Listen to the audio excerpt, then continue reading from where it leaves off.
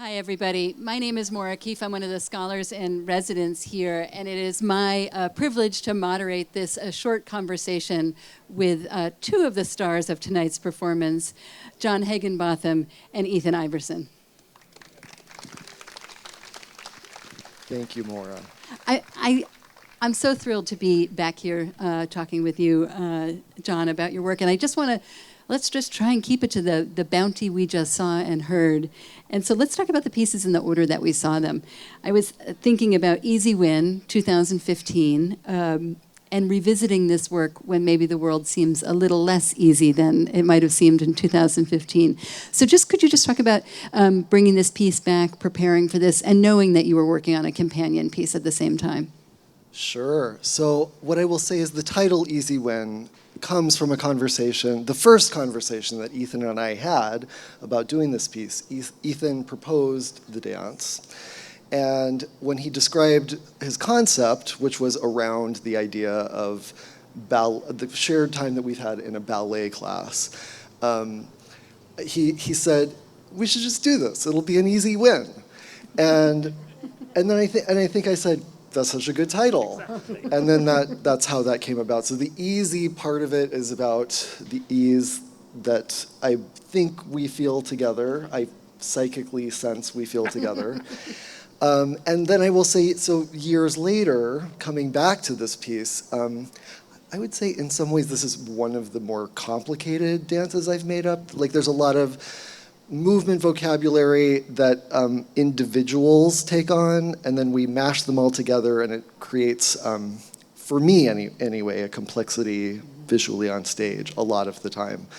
And I have such a poor memory, and I'm such a actually horrible rehearsal director. And I mean that's not false modesty. I really can't remember the steps. So I really rely on the dancers to hold that in their bodies and to be able to get it back. So when I'm looking at it now years later, I'm like, I mean, I can't believe that how we made that up. And that serves me a little bit as a choreographer, I think, because I feel that I have a higher degree of objectivity to what's happening. I'm not like so married to a step that I couldn't change it or modify it in some way, you know? So one of the things that I was thinking is striking about, because it really did come out of a ballet class where the relationship between the musicians and the dancers is a kind of give and take, and that, Ethan, you're used to watching dancers and have gotten information and given information to them for years. And John did assure me that you're not trying to kill them, the dancers, with some of the tempos in this work, because I did ask about that in Easywin. But could you just talk a little bit about what it's like to be both looking at them and be at the same time as you're fully immersed in what you're doing? I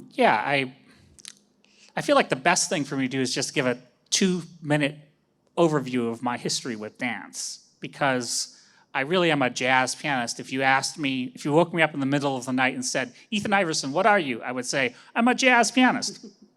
But I have had quite a lot of practical experience with dance and with European classical music. My composition teacher at NYU back in 1990 was Justin Della Gioia. And I think this is Jacob's Pillow is one of the few places I could say his father was Norman Della Gioia, and there would be a reaction because he wrote the score for Martha Graham's Diversion of Angels. So I was broke, and I complained to my teacher, I need some money, Justin. I can't even take the subway to get to my lesson with you. And he said, well, you should talk to my wife who teaches at the Martha Graham School. And that was the beginning of a lifetime of playing for dancers, and it's always been an honor. From day one, I've worked with some of the greats, some of them on stage, and I just wish that all musicians could have a relationship with dance. Specifically, Easywin in ballet class, I think the dance did not end up being a really ballet feel. That's right. So somebody else's version of ballet, that's for sure. Yeah. But it's good to have an underneath that sort of supports something. And I played a lot of ballet class. I never played anything quite as sophisticated as the score of Easywin, but at the same time, there are germs and underneath to the idea of we're just in a room doing our warm-up that does hold true. So then we see two premieres, both of them with music, also by you, Ethan. And John, such a delight to see you dancing this beautiful quiet dance with Amber Starr-Merkins. I'm wondering if you could say something about the conversation about this, because the music was specifically composed for this new work. And you write, Ethan, that it's called Romance for Violin. So when did you start hearing the music, and how were you responding to it, John? Maybe you'll start, and then I'll ask Ethan about the music. Sure. So, well, let me say this. The reason that piece, the impetus for that piece, is that I already had the music for Dance Sonata, the third piece in the program. And of course, I knew what Easywin was. So I could tell the Dance Sonata was going to be a high impact, athletic for the dancers piece. And I knew that they needed a break between them. So I asked Ethan to write or offer something that could be an intermission, essentially, for the dancers to catch their breath.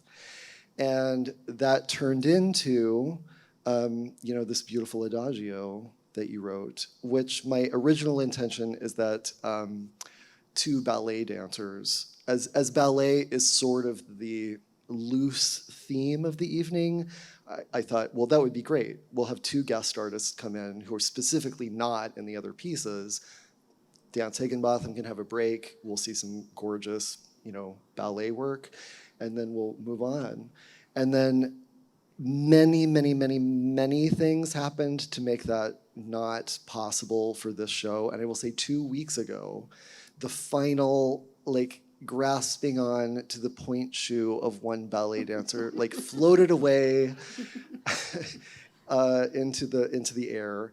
And a couple of people said, well, why don't you do it? And I was like, listen, I like to sit out and watch the show. That really is my preference. But I was like, Amber said that, and who is the rehearsal director for the company. As I may have mentioned, I'm a terrible rehearsal director, so Amber is the great rehearsal director. And Amber was like, well, why don't you do it? And I said, well, if I'm doing it, you're doing it. And then we were like, okay, we don't know if we're really going to do that, but let's do 1 hour of experiment in the rehearsal studio. And then we found something that we liked, and through a lot of rigorous thinking, is this really right for us to do this? We're like, I think it is. So that's how we found ourselves in this position. Ethan, could you say something about writing for the violin and how it's different from writing for the piano? I don't know if you also play the violin. No, I don't know too much about the violin, actually. I've consulted with violinists from time to time.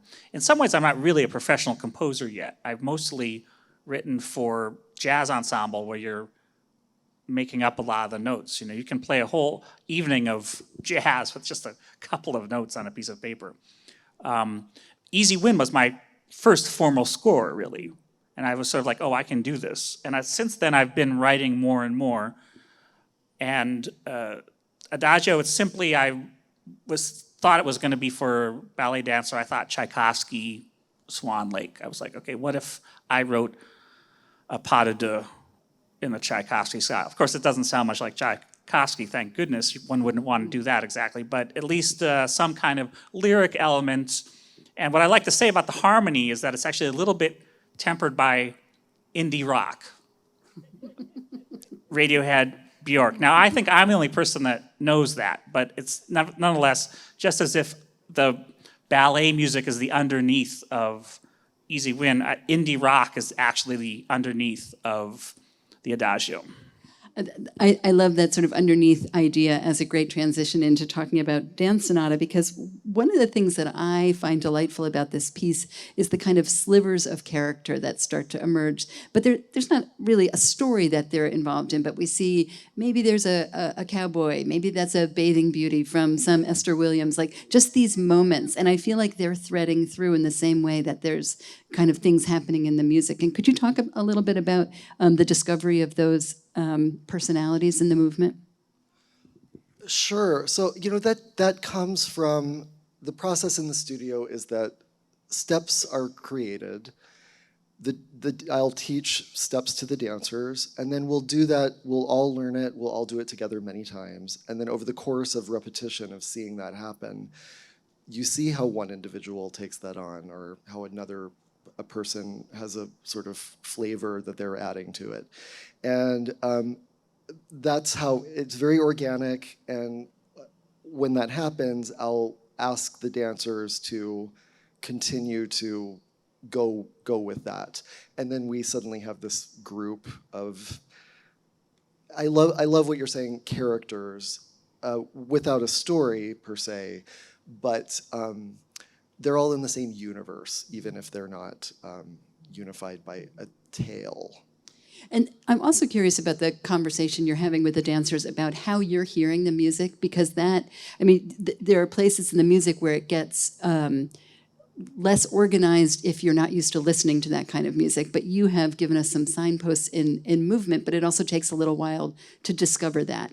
And so how are you helping them hear the way you're hearing? And what are the conversations like in getting ready to premiere a new work of how are we listening to this together?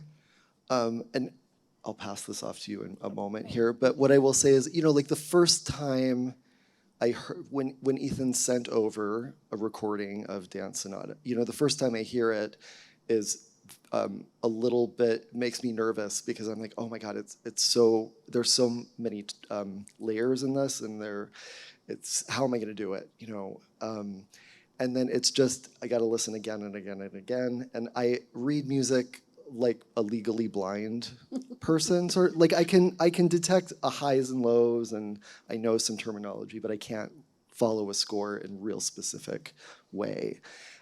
So it's through listening, and then I'll take a notebook and I'll basically rewrite the score with numbers and underlines and asterisks and stuff like that.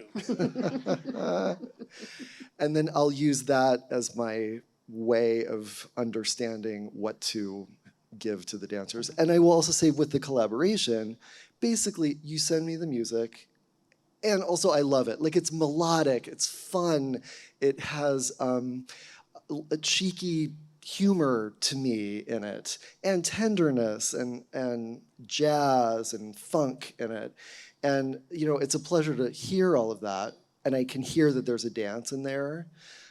So everything actually came pretty quickly, I would say, comparatively to maybe other pieces I've worked on. But I wonder if you want to add anything. You give it to me, we don't really talk about what it's going to be, and then we get in the room and you see what it is. Yeah, there's something very not collaborative about it, I would say. Sometimes people think that there's like a lot of give and take, but actually I sort of respect the tradition of the composer mails in the score. Of course, we also worked with Mark Morris, and that's his tradition. I think Mark is actually uncomfortable with a living composer. The deader, the better. So, but I would say that the one little thing I might add to this from my side is that I leave room for a dance. You think it's heavily layered, and thank you for the compliment. But at the same time, all three of these works, I have enough experience to know not to put in the kitchen sink. That there is, I feel, room for the characters you mentioned, that I want some characters to show up on stage and tell their story. There might be a little bit of a cinematic element in my mind. I can't really imagine steps, but like a film composer, creating a mood is sometimes enough. You don't have to be a hot piano player every second. It can be something like that. So that is in my mind. And could you just say something about choosing to use the sonata form? Yes, well, it's, of course, a dead form. Sonata form's dead as a dodo. But, you know, in the postmodern environment, everything old is new again. And recently, I guess, yeah, actually it was another dance score from Mark Morris, Pepperland. I needed to fill in the holes. That we only got the rights to 5 Beatles songs, so I had to write like a lot of original music to fill out the show. And I thought, well, let me use some classical forms. And so in Allegro for that, I opened up my Mozart sonatas. One of the ones I plays in C major, I was like, okay, Mozart does that, I'll just imitate what Mozart does, and then it'll be an Allegro. Now, Mr. Schubert looms large in Dance Sonata in the first movement. Of course, it doesn't sound much like Schubert, but if you take a form that is standard, if you have a container, you can fill the container any way you want. And I would say that in the sonata, I like the cheekiness, frankly, of calling it Allegro, Andante, Scherzo, and Rondo, and then the music has this surface that is not associated with those styles. And I think that's very comfortable for me to work that way, really. So John, the last question before we take a couple of comments from the audience, I just want to ask you, 2011, I was here, you were performing, I was watching. It was the premiere of your company at Jacob's Pillow to be on Inside Out.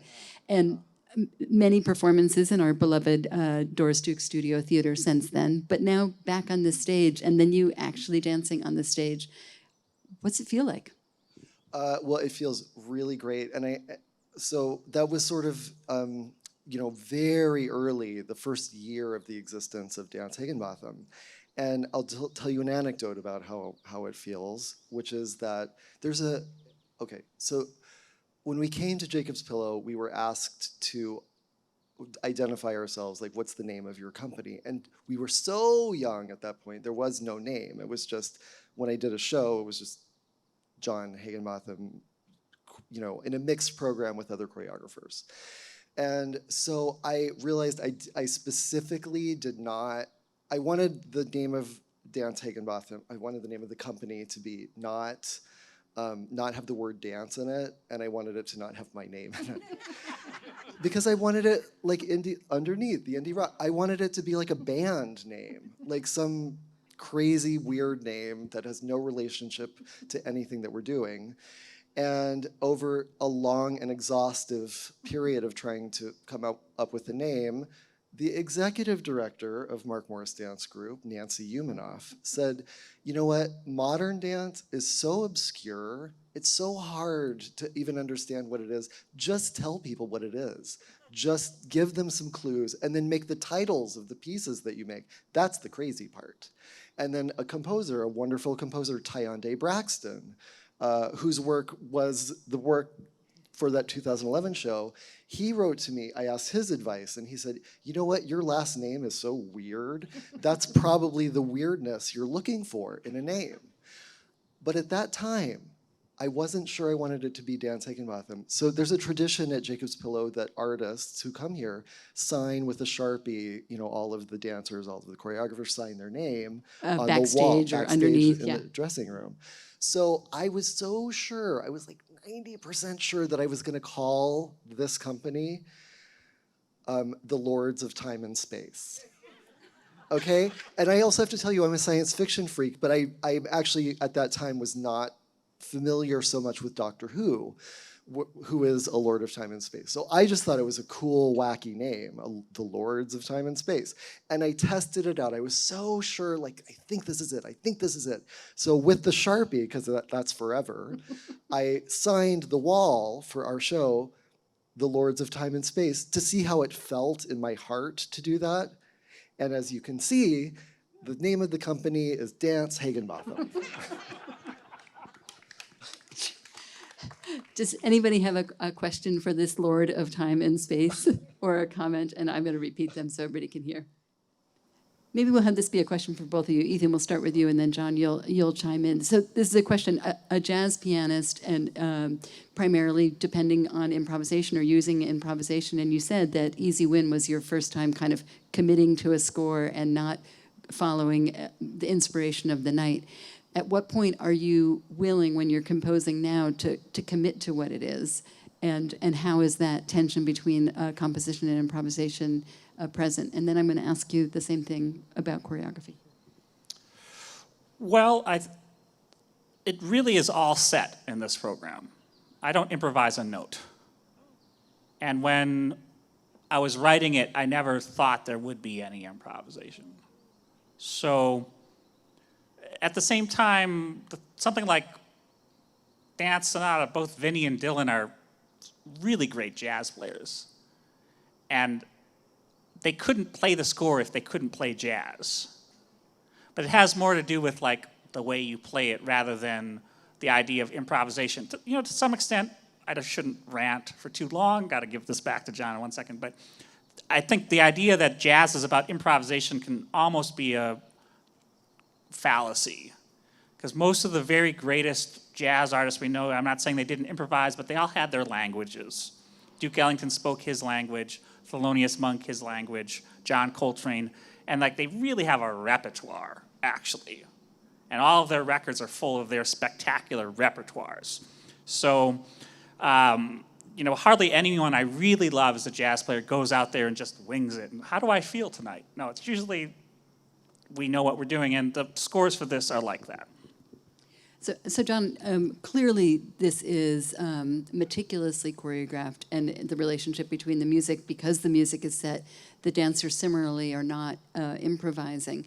But I was thinking about kind of the liveness of performance, the very thing that Ethan just said about that if they weren't jazz musicians, they couldn't play the score. And if you could just say something about that as a performer, or coaxing that out of the performers you're working with. So, you know what, and sorry, I don't remember who maybe said this to me at some point, but I think it was an improvisation artist, dance artist, who sort of said, everything is improvisation to some degree. It's just there's more open improvisation and there are more boundaries around what it is. So I would say with that in mind, it's extremely important to me that everybody on stage be as open and present to what is going on as they possibly can be. And that is the improvisation. They're different people. The audience is a different audience. You're going to hear different sounds. You're going to feel different things. And my wish is for people to let those things in and then support them while they are performing. I will say, though, there are moments of improv in the dance. Here's the thing. I trust the dancers so much that I know they're not going to do something that is so out of left field that it's going to look like it doesn't belong. But like, for instance, there are these, we had a rehearsal before the show tonight, and one of the dancers, Michael Nairn, she was being carried, and her hair got in her way, and she sort of did this move that was like it was so beautiful and so right, and it was just functional, it wasn't a dance move. And I mentioned it to her, and I said, listen, I don't ever want you to force that, but please feel free to include that if it comes up in the evening. And there are lots of little moments like that where they know they have a choice of, do I do this, do I do that? And one other example is actually the duet that Amber and I do. Every night the ending is different. Or, sorry, we've repeated. I didn't tell you that. I'm so sorry. I'm sorry. Sorry, I should have told that to you. Yeah, so I mean, I will say not wildly different, and sometimes we repeat some endings, but yeah, tonight we decided to lie down over here. So I'm taking the last word, which is first to say, if you'd like to hear the score for Diversion of Angels, come see Miami City Ballet. They'll be performing it the last week of the season. And also come back this weekend to feel more of this joy that Dance Heginbotham offers us. Thank you so much for your time. Maura, thank you. You're so awesome, and we've known each other for years, and you're always great. Thank you.